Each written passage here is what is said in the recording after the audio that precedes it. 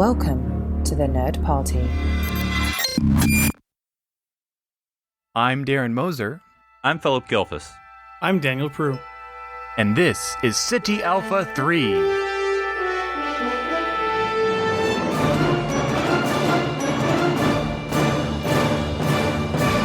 Hello and welcome to City Alpha 3, a Star Trek podcast here on the Nerd Party Network. I'm Darren Moser and am joined, as always, by my two fellow strandees on this planet that we just made up.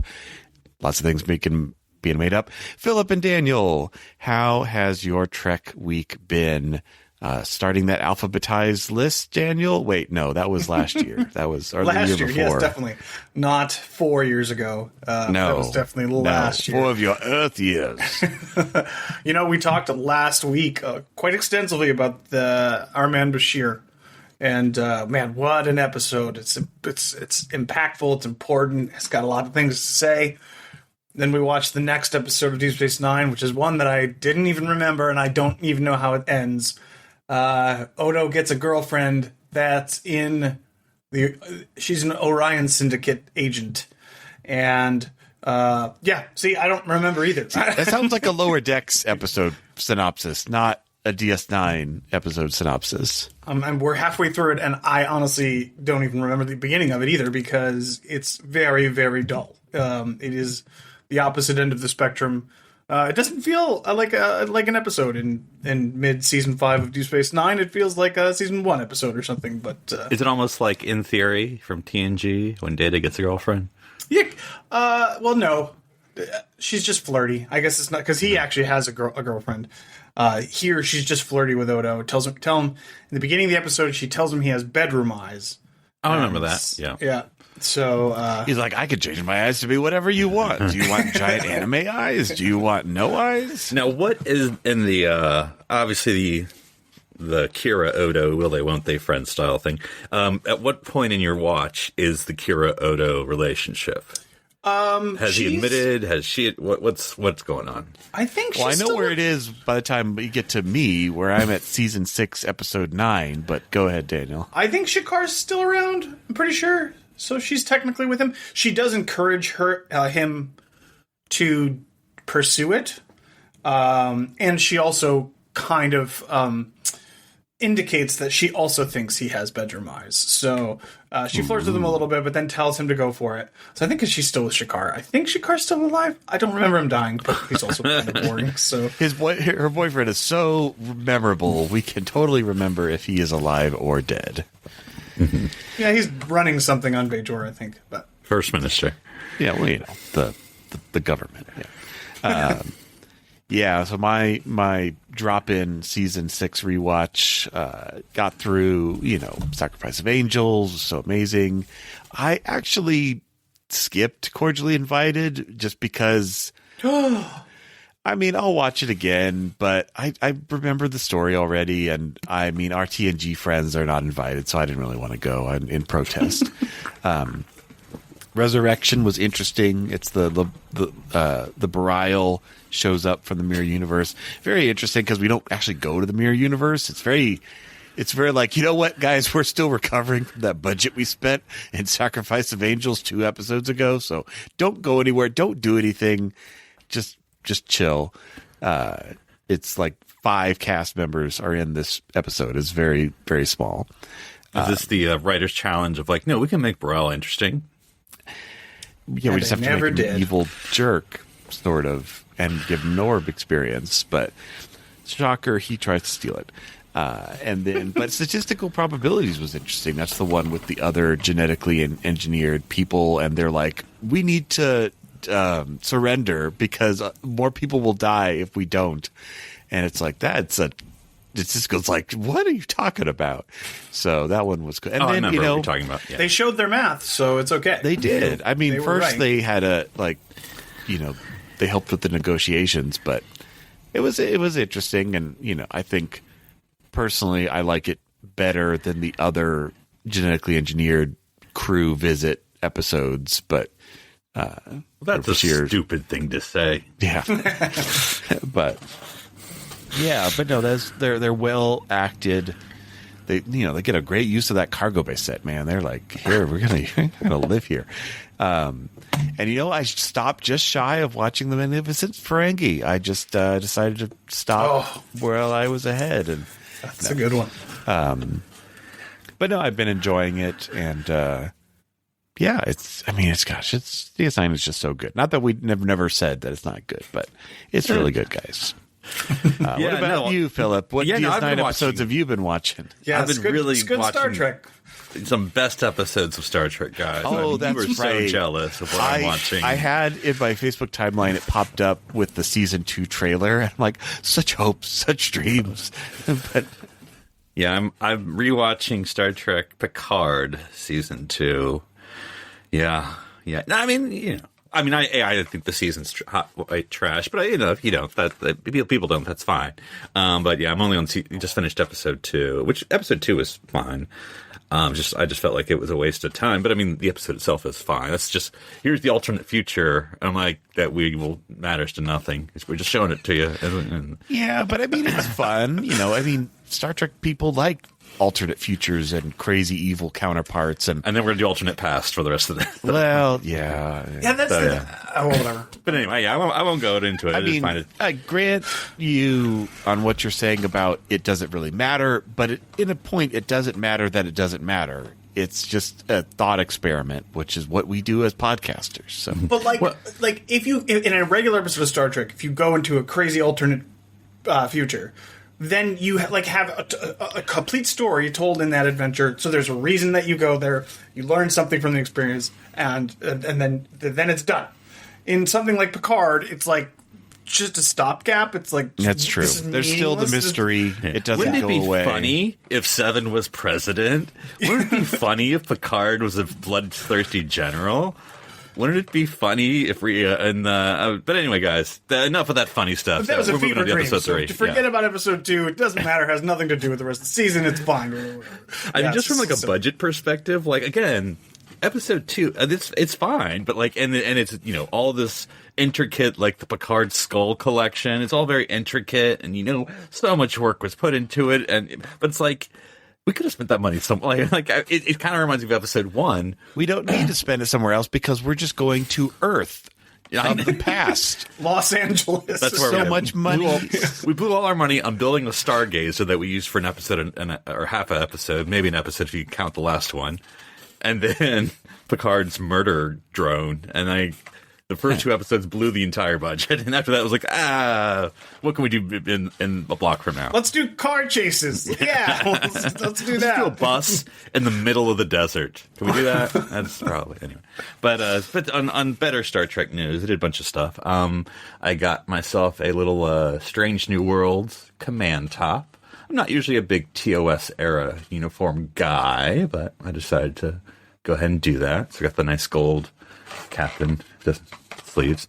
And then I was, being a nerd and organizing my Star Trek collectible cards collection. I have a couple series. So that was kind of cool to see what I was missing. And so whether I want to spend the rest of my days filling that gaps or not. But yeah, so, we're counting down the days till Picard season 3, I guess. Well, we're all super completionists, so definitely complete all those cards. No, we just do whatever we want. But Philip, has your season 2 Picard delayed your Enterprise rewatch? Is that what's happening afterwards? Yeah, I guess I'll probably do season 2 Picard, begrudgingly, and then by that time it'll be season 3 Picard, which I can do both, but because I'm also rewatching, as I've mentioned earlier, last week, Ninth Doctor. That's going to be sort of there's not that many episodes. So that I'll watch. That's sort of my palate cleanser from watching Voyager, a whole series of Voyager. So then I'll probably move on to Enterprise after that. But, and non-fantasy sci-fi nerd watching, I'm on my third country's version of a show. The Traitors. I don't know if you've heard this. It's a reality show. But I watched the UK version. Then my wife and I just finished watching the U.S. version on Peacock. We didn't watch it on Peacock, but that's where it is in the U.S. And now, before recording, we just started the Australian version, which I think is actually the first one. I think it's Australia, UK, U.S. So, anyway. Well, and I'm trying to think of another type of show that has 3 or 4 different countries' versions. I mean, besides shows do. I was gonna say, I mean, the reality Survivor. shows the easy Big one. Brother has Big Brother Canada, Big Brother US. The Office has like 8,000 different versions. That's true, but we all know which is the best. That's right. Take that, Great Britain. All right. I wasn't going to say it, but so today we are going to have another thought experiment, as we often do. No, the Dominion War is not going to end with billions of casualties. It's not that kind of a dreary thought. But no, I enjoy a lot of different sci-fi, and one of the shows I've been enjoying fairly recently, not super recently, but in the last couple of years, was Battlestar Galactica, made by Ronald D. Moore of Trek fame. I'm sure that's why he got the contract. And, So say we all. And one of the key differences in that universe is that they don't Robots. Well, they do have robots. Oh, okay. But another key difference in that universe is they have silence. No, we're not talking about silence. We're talking We have about a working political system that you can actually see the elections. Oh man. They have But no, printouts. they don't have shields. They have armor. Sometimes it's plot armor, sometimes it's real armor, but usually, man, those ships take a beating, and I guess they like repair it sometimes a little bit, but really, it's like if you're shot at, you're kind of in trouble. The main purpose is to defend your carrier ship from being hit, because it's so bad when it does. Not to go into that whole series, but I don't know if this was purposeful or just convenient, because in Battlestar Galactica reboot, we just mean the reboot. Battlestar Galactica, they are losing. What do you call it, the fighters? They're losing. Oh, what are they Anyway, called? Anyway, you know what they're losing their fighters. Raptors? Vipers. Yeah, the Vipers. Vipers. Yeah. Well, yeah, two different kinds, but yeah, Vipers. So you're losing Vipers, obviously, just as the series goes on. And then when the Ensign Battlestar Rowe, Galactica. Yeah. no, when Ensign Rowe's ship, Oh, the second ship? Yeah. and then Pegasus. The Pegasus. they take those. Like, we've resupplied. Yeah, but it's just resupplies cool by 'cause taking from another ship. But they do keep. I mean, I know it's CGI, but they do keep, because you can see a mix between the new ones and old ones that they use. Yeah. So it is legitly, you see it. And I think, in our postulation, we're in CGI era. I mean, it could be whatever series we want to talk about, but like we can say like the technology Voyager is there and to DS9. do. Yeah. Well, I'm saying like obviously we know for practical reasons why shields were invented. Like that's a easy way to say our ship is hurt. Shields are at 10%, and it it tells the story without visually changing the very expensive model that we spent a lot of money on that we can't really I see what you're change. saying. So that's what I'm saying is, so Battlestar Galactica was a CG model, so it could have season 1 model, season 2 model, season 3, and you see the progression of the damage. I think we'll be talking a lot about Voyager in that regard. But so in this postulation, like we can do it any series, but or talk about them in general. But I'm just saying we're not limited by the practical applications of it's a model and we can't actually change it. So can I throw something out? And this may be a tangent, but not really. So I know Voyager we always give. No Doctor Who. I don't care. We always say like, oh Voyager. They should have showed. What about DS9? No, Like yeah, the station can itself. I mean, is Cardassian, and it was junked up at the beginning of the series. When the Cardassians left. Brian talks about making a lot of changes, but they're only internal apparently because the outside never changes. Like I know there's 1 or 2 episodes where like, oh, they blew a pylon, and the next episode they're repairing it. But like, I feel like it should be much more like not as uniform as like this. It's all pristine on the outside. Like it should be like some is really good and some is bad and some blows apart every now and then. And it's that same guy or girl in the beginning of the title. In their little suit fixing whatever. Now that could be interesting. It's actually kind of an interesting idea though, because if like say in one episode they lost the pylon, right? Right. And they did, just obviously because it's the model. Obviously, we know why. Budget and They whatever. blew up another model. Yeah. But in the universe, would they replace that model exactly? The pylon exactly as it was, like with like the Cardassian. You're arguing for the hoopty version of Deep Space Nine, where like one pylon's like pink and the other one is. Well, one would be like would be like Federation style. You know what I mean? Like with that sort. I would say they would design Bajoran, probably have it look. Yeah, maybe a little Bajoran-ish, but the technology would try to be as similar as possible because, again, now you're interfacing like a chunk of Federation station and a chunk of, Cardassian station. We all know those systems love talking to each other.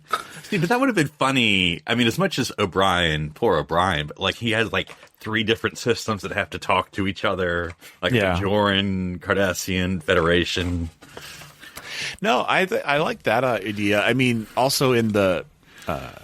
when the Dominion takes over DS9 in the end of season 5, they focus on one part of the outer docking ring and blow it up. Like there's a gap in the docking ring, which isn't there by the next season because I guess time has passed. But that would be. I mean, I would say leave that. Leave a chunk out of the, and then you're like. Okay, just put so up now, some tape or something. No, but like, or maybe you have like a couple of thin girders like being redone, but it's obviously not a functional space, and so then you could have, it's like every time you see a shot of the station after that, oh, I'm in season 6 because the giant chunk of the outer ring is gone. And you could even put it into dialogue where like, oh, well, we have to take the turbo lift this way because we got to go the long way around to get to Pylon 3. Nobody likes Pylon 3 anymore because it takes forever to get there. Like, not to overthink it, but that's our job, Philip. When Cisco and co. abandon the station and I'm hand quoting, blow it up. Like, he has his Cisco program that fries all the internals in the ops at least. Why not some of the externals? Like, I mean, I know he doesn't want to blow up his station because he's going to come back. But like, it should have been like, And then I'm wondering, where's the Dominion resupply? Because I know Bajor has like a non-alignment, but like, do they have a trade agreement? Because they're like, we're not supplying you. Well, I mean, but they're also still like. Rebounding from the occupation, so they're not exactly like a giant production facility. But I see what you're saying. Like it's the closest planet. But if Bajor is not supplying them, and the wormhole's mined, right? I mean, then they gotta wait for the Cardassia to. I mean, it's got to come from Cardassia, which isn't that not far. I don't. No, think. it's the whole point is that it's close to Cardassia. Yeah, I think it would have been interesting. Another method of his. Leaving would be, I'm just picturing, Rom or somebody adding some sort of like, plastique around the edge of all of those rolling airlocks, and then they trigger it, and it like melts the airlock into like a single. Imagine every single one of those wheels in the station physically. Like, yeah, I mean, and now you have to, and now it's not an airlock anymore. So you literally have to replace it with another airlock, or you can't dock any ships. That'd be a good middle finger to Dukat. They just left a bunch of Home Alone traps for the Dominion when they come in. I mean, we all know paint cans coming down the promenade. Everyone, yeah. I'm just picturing them hitting the Jemadar, and they go, and then they fall on their backs, and it's just they're not hurt at all on the turbo lift floors. Someone goes to reach for the, or Dukat reaches for the door button to open up his office, and it's red hot. It's all hot. Although he's Cardassian, so he's like, it feels nice. It doesn't. Jake just throws bricks at them from the. I mean, I didn't think we were going to be talking about Home Alone on Deep Space Nine when I started this conversation, but here we are. Keep the change, you filthy animal. He's playing back the holodeck. No, he's playing back his dad's messages on the screen to try to make Dukat think that Cisco hasn't left, but it's all like patchwork discussions. Okay, well, that's not what we're talking about. But we will next week, penciling in Home Alone. I don't know. I feel like we've already fleshed out 90% of what that episode would be in the last 2 minutes. Okay, so that's Deep Space Nine, and this episode is kind of morphed into what if things were destructible, which is totally fine. I mean, that's kind of where our podcast goes sometimes. So okay, so now we have the obvious, starship in the room. You have Voyager, where you have this ship that is cut off, doesn't have a self-replicating hull or any crazy. I mean, maybe they could give it that if the writers so deemed, but I'm at least thinking of. I mean, not talking about Year of Hell, which we all know is kind of self-contained, like that one we do see damage happen, but I'm more thinking of like when deck 15 blows, or deck 12, one of those decks, like the whole deck blows up and you see it from the outside. Like that's major damage. Or was that in Year of Hell too? I want to say it's Year of Hell, but okay, I feel like at some point, some deck was attacked. Yeah. Was blown Lots up of at decks. some point. Yeah, or just well, like it's a season 2. It's pretty early. I don't want to say season. where they land and season 2. do repair work. No, where's the 2 Voyagers? And the messed up one is the one that ends up surviving, and the nice Voyager ends up self-destructing because the Vidians come aboard. That's where Harry dies. Oh, that's right. But that's the messed up Voyager ends up because it's damaged from the proton totally blast messed or whatever. up. Yeah, But I mean, looks that like would have been some major repair work. well, it kind of makes you think of E Squared in Enterprise, where you had that was more of like a future Enterprise that had been through a lot. But what do you think, Daniel? I did like that you had to think. E Squared. What is that? Which series it starts with E? I knew exactly. I knew exactly which one it was. But what do you think, Daniel, about Voyager? I mean, I know it's the low-hanging fruit, but like, would you like to have seen them incorporate other technologies from like Borg or, They did that in that one episode. Remember that one? No, I know, but I mean, in a grander scale. Yes, of course. Yeah, I mean, of course. I mean, that's kind of the promise of the show. The promise that the premise of the show brings is like this sort of evolving, like kind of like a ship of Theseus sort of thing. Like at the end of it, it's just even. You're right. You could go that far with it. Like this looks nothing like Voyager when it left, but. It turns out it looks exactly like it did when it left.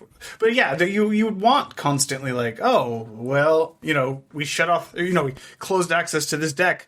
Maybe we don't even have the resources to repair it after it got destroyed or whatever, right? Like that level of continuation and like, it doesn't have to be all, like you could still repair things. Just, like make it take, half a season or like 5 episodes or something. And I know like Voyager eventually got into CGI models, but I think it would have been even worth it in the beginning where they have, and I know the practical applications again of reusing stock footage and whatnot, but that aside, I think it would have been interesting to have season to season. Like you put a little bit of your budget to reworking the Voyager model over the course of the season so that in season 2, Voyager, it's got that red stripe on the side because they had to bolt a whole bunch of plates from a Malon freighter or something on them. Like, and so each year you have like the degradation of Voyager and how it looks a little more worse for wear and a little more dinged up. And, we had an Aero shuttle, but we had to rip it out because that one blast blew up. All right, Millennium Falcon. Or what about like you could even do internal stuff too, like the warp core. Like why not like one or episode, the bridge? Or the bridge. Yeah, but I'm thinking like the episode where they eject the warp core. What if they like the next episode they literally had to go find they've been constructed. Voyager has 2 warp cores. I mean, nobody ever talks about it, but I know what you mean. But just a quick thing, they ejected the warp core twice in that series. I just remember doing my rewatch, which is like twice more than we've seen any other. So it was very interesting because they one time the one you always talk about, Darren, with the Doctor playing Saboteur, secret agent. Right.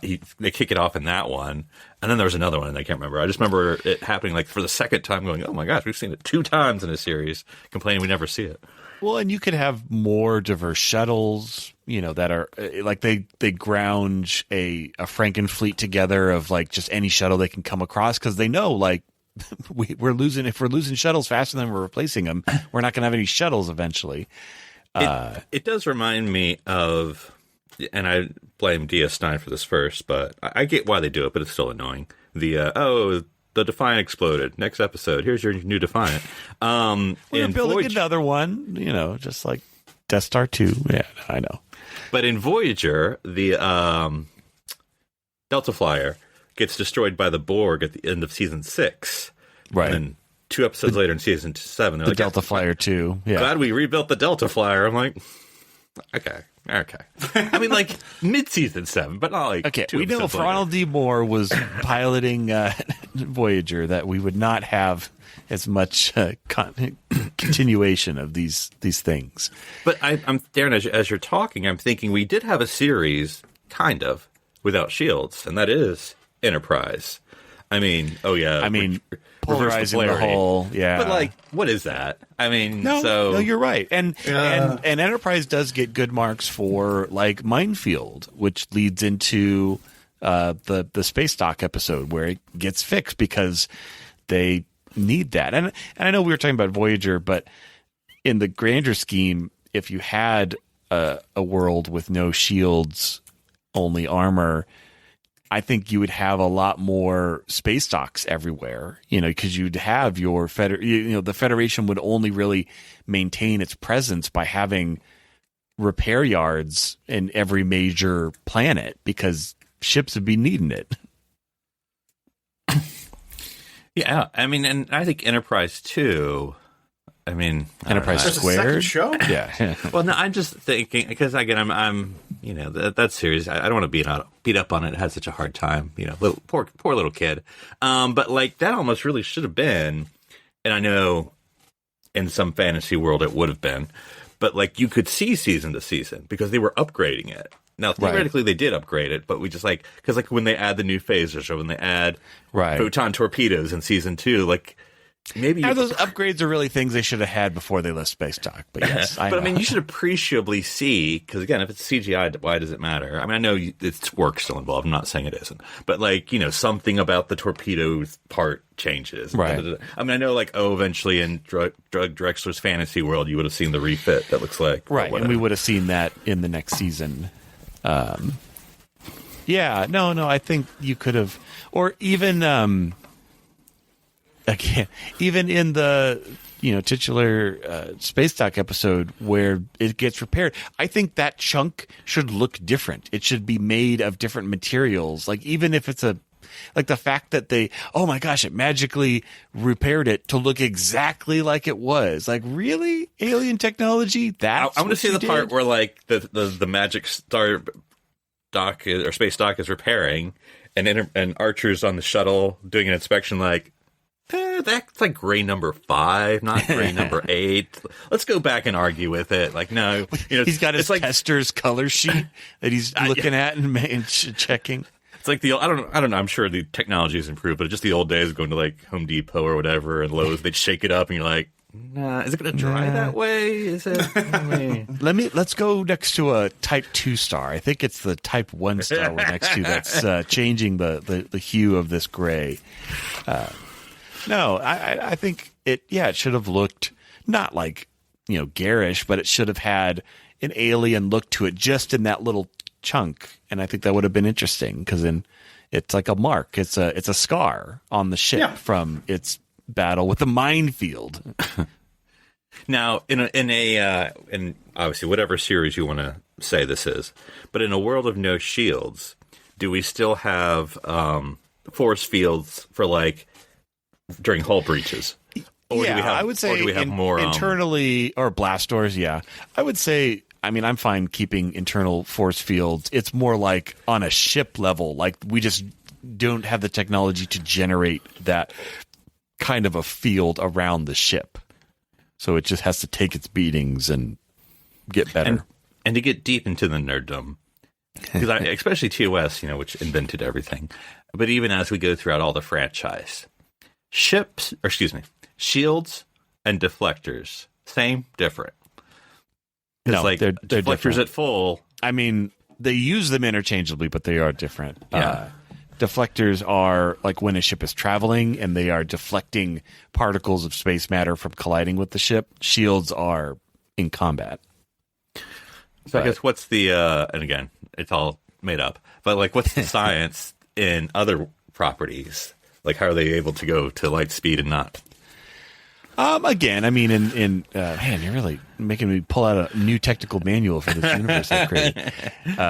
I mean, I would just say that, again, the technology for deflectors and deflecting and going at, fast and light speeds is still there. It's just we can't make a really powerful egg shield around our starship that will stop the energy beams, or it could be even more concussive weapons. Could be whatever. Maybe torpedoes reign supreme. I could definitely see the Klingon. I hadn't even thought of other species, but Klingons could have these just fat, loaded birds of prey that just look like they ate 10 turkeys and are just so thick in armor you can't really you're looking at the viewport in the front and it's way set back in this overbrow where it's just so much armor.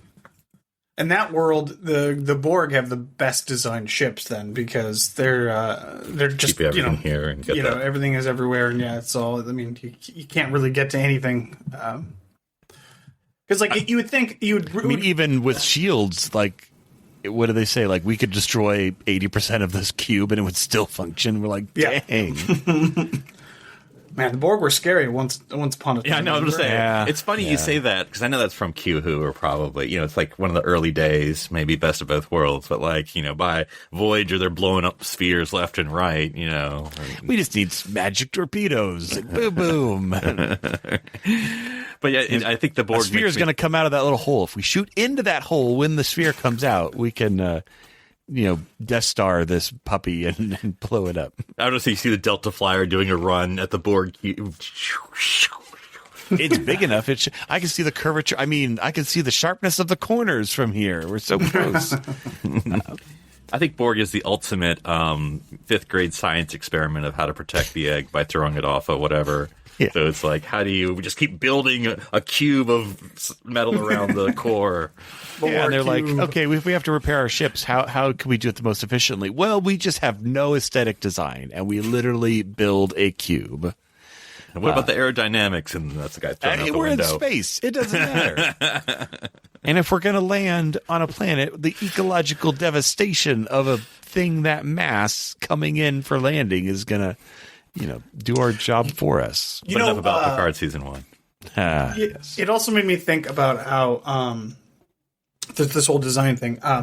You wouldn't have in Battlestar Galactica, the CIC is literally within the hull, just within it. You would not have. You would have a bridge on the top, on the most vulnerable spot. With a glass transparent aluminum. Yeah.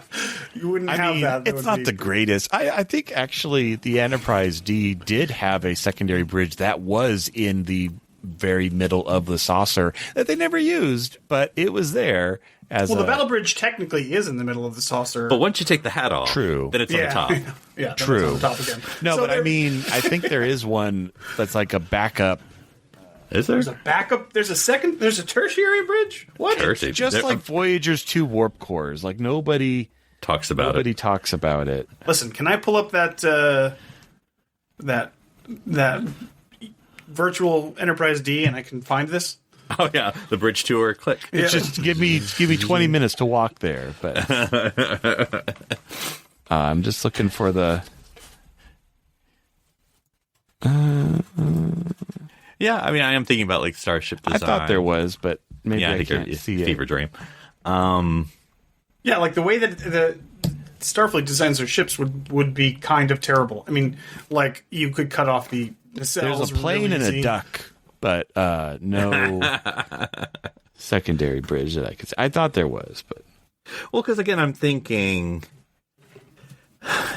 back to the earliest day, which I know it's all retro and but if we have to accept this universe, the NX-01 has that. Let's put the bridge on top in a very obvious place with very little shielding. Now that's maybe naivete, what? Someone's going to attack us? That's never going to happen. We're all friendly. But I don't know. I guess. The Defiant, technically, the bridge is not in the nose, right? Because that's a shuttle. It is the highest point on the ship. Though. It is, yeah. Is it still? It's flush with the top, but it's still the top. Yeah. They should have done the that TOS Defiant view of there's a Defiant, and then you go into the top and see the bridge. Oh, yeah. Zoom it that way. That would have been cool just once. I mean, we're still debating on the scale of the Defiant. Like, is it 8 decks? Is it 4 decks? Like, how big is this thing? Because then I'm thinking about the Romulans, because their whole thing obviously is mystery and da-da-da-da-da, which I think the Warbird does it in 2 ways. One, it looks really big, but if you actually did, like, what's the right word I'm looking for? Surface area? Like, it's not that big. Or of a internal ship. volume. Yeah, that's what. Yeah, I mean, like, there's all that space. It looks big, but it's not. It's fake. But I also love that, like, in a world of no shields, like, where are you firing on that Warbird? Because you have that big surface area, like, it's hard to just do in an audio medium, but like those wings. Right. Where's the vital part? You hit the big nose part? Is it wings part? I think technically it'd be like the top spine, because I think that's where the actual warp core is all. There's a lot of stuff along the top. Or can the Romulan helmsman do it so like the torpedo goes in between? Well, the torpedo comes out the front, but yeah, I know. No, when it's getting fired at. Like he's dodging. He's doing some fancy dodges. Yeah. What I would think would be a weak spot in that scenario would be the very small bridges that connect the wing to the rest of it. The pylons. Yeah. Maybe that's their separation sequence, and it turns into 3 parts. The nose kicks out, and then the 2 wings. Yeah, it's the Romulan multi-vector assault mode, and they're like, okay, now let's rejoin the ship. We can't put it back. It's together. a one-time. It's a I told you not to push the button. Glory to the Empire. Activate the Mega 13, the Romulan team. Perhaps in a different world, we could have been friends together. Yeah, no, and like you said, having the bridge on the top, doesn't really bode well for concussive weaponry. Although the motion picture, like the A, basically the refit, utilizes that really well, because you have this really cool docking hatch that they actually use, like on the back of the bridge. So it actually is kind of a function of being up so high, is you can actually plug into it. But they dock on the back of the bridge? I don't remember that at all. Yeah, they do. It's the Vulcan ship. Yeah, the little Kirk docks from the side, but I think the Vulcan ship, turns upside down. Yeah, that's true. I didn't mean the motion picture. Well, no, it is the motion picture happens. But yeah, you have the Vulcan pod with the courier ship. I must have fallen asleep. Probably. All that to say is, it's just like, good luck doing that with the Defiant. You really kind of wouldn't want your command center accessible via only if it's a trusted courier that you don't know who is there until you open the door. That seems like you're asking. That's a good point. Yeah. It's like, oh no, sir, we've been invaded. Why? Well, the other airlock 2 was occupied, so we just let them use airlock. Well, airlock 1 literally almost practically leads onto the bridge. Yeah. Maybe we should have thought about that. Now, in the sort of technological development or philosophy of Battlestar versus Star Trek in a shield versus no shield, now isn't Battlestar helped by the fighters? Like, I mean, the Battlestar itself is far away from fighting. They technically are the fighters, because they act as a screen to stop ordnance. And also, the Galactica has like a ton of guns, because their purpose is to shoot down enemy torpedoes and ordnance, because if it gets through, it causes damage. There is no, our percentage went down. It's like, no, we lost a chunk of something. Because I mean, the Battlestar that's true. Is essentially a defensive, because it's a carrier. It's a base. It's like an aircraft carrier. The fighters are offensive, and the only reason they have it so much is to just create a barrier of gunfire. Don't get near us. Don't get near us. Yeah. Yeah, they have a ton, like a whole bunch of guns that shoot off of the top. So, yeah, I guess you would have to maybe not have guns, but just more phaser turrets or something that fight. Or be like the Defiant, which often had no shields, and just, so overpowered. How many sparks can fly inside the bridge and we can still survive? Are they firing bullets in Battlestar? I cannot remember. Are they actual bullets? Are they actual like metal bullets? Ammunition? No, that's still phaser. What are you talking about? Battlestar? In Battlestar. In Battlestar. Yeah, they're actual bullets, I think. I think it's like they're tiny little rail guns, and they're like Space 50 cal. So there is some sort of metal that's coming out of it. So I guess so. my question is, it's not energy based. If that's what I don't remember it being how's force acting in a an vacuum? issue with was there ever an ammunition issue? I don't remember. Yeah. Well, that was the first episode because the reason they went to that base in the miniseries at the beginning was because that was where all they had resupply there. That's true. They had like no missiles. They had no armament. It was a in the very beginning. Right. No. But what I'm saying is like I don't remember like Starbuck being out and running out of bullets or that being a concern. I just don't remember. And it's been a while since I've watched it, but. I think it was not a high concern, but I think it was always kind of present. Because, where would you put it in that tiny ship? Where were because they're constantly shooting, shooting. Well, it depends. It might be more like I don't know if if the Expanse does it this way, or maybe I just read an article. But like one of the ways that I know it's on the tip of my tongue. It's like a certain sci-fi franchise, but basically, their bullets are just rail guns with tiny, tiny pieces of ammo. So basically, like, I'm thinking of, am I thinking of Mass Effect? Probably. You could. Yeah. It might be. Yeah. But basically, where your ammo is a slug of certain material, and the machine basically just like shaves off tiny little pieces, and those get rapidly accelerated through an accelerator, and so it's basically like firing bullets, but they're itty bitty slivers of metal. Right. But because they're moving at super relativistic speeds, they cause damage like you're shooting a caliber bullet.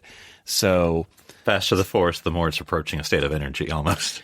Yeah, so I'm guessing it's something like that with Galactica, where in the Vipers they have like little, they have to replace that. It is a finite resource to that point, but it is not like they have a giant drum of, bullets that they have to shoot. That's just a guess. I don't think they really go into it a ton. It's just, we're low on things. I mean, where the Cylons getting their bullets, it works both. They're robots. Those are robot bullets. Yeah, so. I mean, and a lot of the doesn't explain anything. They're self-guided robot bullets. It's a wizard. Wizard did it. Well, and Galactica also is a little more missile based. Like, obviously, they do use bullets, but it's more about the torpedoes. And missiles grow on trees, so they got nukes, man. Yeah. We don't have nukes. Why don't we have nukes? No, I don't know. We banned them after World War III. They nuclear weapons. We didn't like anything from that century. We just don't want to deal with it at all. To be fair, photon glasses, torpedoes and then a lot of things. Quantum torpedoes are much more powerful than they're quantum. That's why we don't have them. Yeah. They're not powered by light like photon torpedoes. That's not what photon means. Well, and you would also probably have, as we're rounding third, you would probably also have a change in tactics, because if you have no shields and you could take critical damage after sustaining only a certain number of hits, you would probably posture yourself in a different way or try to stay farther away from your enemy. So a lot more maximum magnification in the discussions, but you would probably do your best to make sure they don't get a firing solution on you, because that's very bad. Or having a fire solution on you means something instead of just we're parked. I mean, Star Trek also does this about like, we're 10,000 kilometers away. I'm like, really? Because it looks like you're about a kilometer at best away. I mean, to be fair, I think TOS of all things does a good job. Now, I think it's because they don't how much they want to do for special effects, but I think it's always like that ship is way over there. Like, it's not like we're this close. That's true. You rarely see nose to nose. Yeah, it just doesn't make sense. You would never get that close. And I think the tactics, and of course, I think it's because you had a lot of Navy guys on writing and acting on the show. But like, it's much more naval tactics. Two-dimensional thinking. Well, as far as like, you fire a torpedo way over there, like no one's getting that close. This isn't ground warfare. Kind of like how it's treated a little more. I don't know. Have you seen Balance of Terror? It doesn't feel very Navy to me. No, it does. It's completely submarine warfare. But. No. Yes. And so I think, and I think with TOS, not that, I don't want to say they're not continuity. That's not an adjective about it, but they kind of are like it. Their shields are sort of like it just takes one hit on the Enterprise. It doesn't take a lot to mess up the Enterprise in TOS. They're not taking like hit after hit after hit after hit. That's true. Well, those old shields. Maybe they could go warp 7 if that for the speed of the ship. It's a lot more maneuvering. It'll be like, we got a hit. Okay, warp 3, 180 Mark 5. Yeah. I mean, I think we've hit all the main shows. I think the only difference with like TNG is you could technically say that our internal volume is the same as the original Enterprise. We just put beefy amounts of armor around it, and now we're the size of a Galaxy class. We could throw a whole saucer at them, Like we could, to it. or they could do more of the let's detach the saucer. We're about to head into battle. We totally have time. Just wait. Okay, now we can come attack you. It's like maybe that would happen. But it would have been interesting. Well, I say it would have been interesting. I think it was. People may disagree. To see the saucer sep used as it is. I mean, it is, I suppose, technically used the way it's supposed to in 2 episodes. Where it's like, put all the vital, excuse me, the non-vital. All the civilians. Yeah, into the saucer. You guys stay here. We'll go do the thing. Which once or twice they do it. But we may need the energy from the saucer's impulse engines. But, I mean, they should have been doing a whole lot more, I guess, when you really think about, there's times where they're literally going, we're going into war, against the Romulans or Klingons, and but they're going with their saucer, And Picard just doesn't like the battle bridge as much. We all know this. He wants his main bridge. Do we think we hit everything, Daniel? I'm trying to think if there's... I mean, we could talk New Trek, but why? I'm just think for a moment. You're just turning on an episode of TNG. No explanation, no saucer the whole time. It's just the battle section the whole time. I mean, And it's just like, oh, yeah, we left him. Or they can only use half the sets then. Or that episode where, what's it called? Where, some of the main crew are in a runabout and they come back and the Enterprise is drifting, but it has no saucer. That'd be terrifying. You're like, oh, my gosh, what happened? Where is half the ship? And then kind of like Picard said, when I left this ship, number 1, it was in one piece. Please return it to me as thus. And, I mean, I know TNG couldn't have done this. I mean, it would have been Voyager era to specifically had stipulations that we could do that. No, but that the saucer is on a planet. They show up and where's the saucer? It's on. It's Thorax 4. It's why are you orbiting this planet? Because the saucer's down below. Mm-hmm. Yeah, no, it's true. I hadn't thought about in this context of having CG and more ability, more flexibility with the continuation of the ship of doing more stuff with the saucer. Maybe the saucer gets blown up and then the next day we got a new saucer that comes slight shade of gray number 4 towed by a Nebula class or something like that. It has a different name on it. And the first episode it's they're just grinding off, removing those panels. It says USS Ares on the saucer, but on the battle section it says NCC 1701D.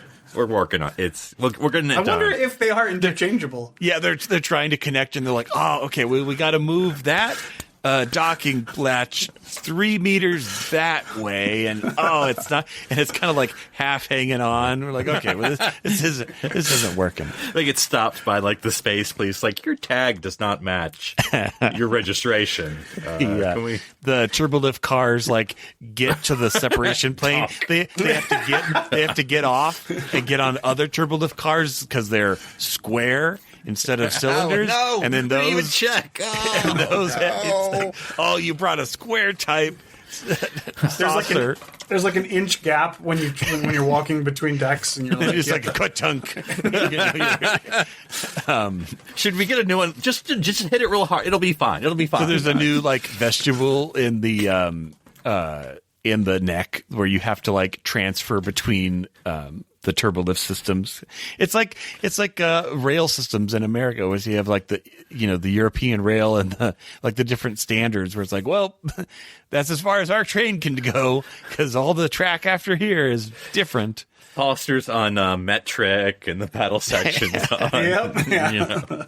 Why is this corridor so wide? Well, we use the same number. It's just feet instead of meters. Oh my gosh! I know, it's like you have, because you like, if you remember like sort of season 1 Trek or TNG sort of had like the motion or movie. TOS movie kind of corridors that were really tighter, and then we kind of open it up down the series. Could be like, well, that's the battle section, has the big roomy hotel, and the saucer's like here. Even though it's massively bigger, it has tighter corridors for some reason. But the in between space is big. That would be. I'm just choking over square turbolifts and round turbolifts. No, this is saucer model X6742R. Look, we the R solved model is completely different from the base one. It's the R model. They're like, we solved it. We made a special turbolift car so the round one fits into the square one and then continues on its journey. We need a converter that you got to put it in, and then you can. Yeah, we have the turbolift adapter. Do we have enough adapters on board? There's like a middle section they have to put in between now. That kind of.